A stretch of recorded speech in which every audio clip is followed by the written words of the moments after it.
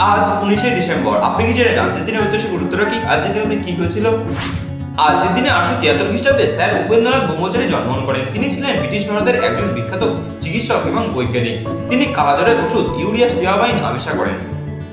আজকের দিনে 1909 খ্রিস্টাব্দে রত্নেশ্বর মুখোপাধ্যায় হরপে রনু মুখোপাধ্যায় জন্মগ্রহণ করেন।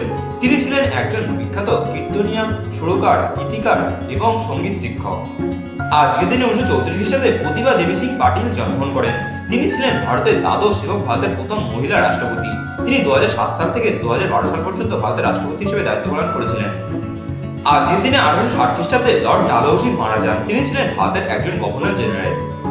আজকের দিনে 1927 খ্রিস্টাব্দে রামপ্রসাদ বিসমিল মারা যান। তিনি ছিলেন একজন ব্রিটিশ বিরোধী স্বাধীনতা সংগ্রামী। তিনি কাকোরি ট্রেন ষড়যন্ত্র মামলার সাথে যুক্ত একজন ব্যক্তি ছিলেন। এছাড়া তিনি মণিপুর ষড়যন্ত্র মামলাতেও তিনি যুক্ত ছিলেন। আজকের দিনে 1927 খ্রিস্টাব্দে আফফাক উল্লাহ খান মারা যান। তিনি ছিলেন একজন ব্রিটিশ বিরোধী স্বাধীনতা সংগ্রামী। ভিডিওটা কেমন লাগলো সেটা কমেন্ট বক্সে কমেন্ট করে জানান। ভিডিওটা যদি ভালো লাগে থাকে তাহলে একটা লাইক করে দেবেন। ভিডিও দেখে যদি আপনি নতুন কোনো তথ্য জানতে পারেন তাহলে আপনার প্রিয়জন হচ্ছে শেয়ার করে তাদের জানান করে দেবেন। এইরকম প্রতিদিনের গুরুত্বপূর্ণ চ্যানেলটি সাবস্ক্রাইব করে জানান।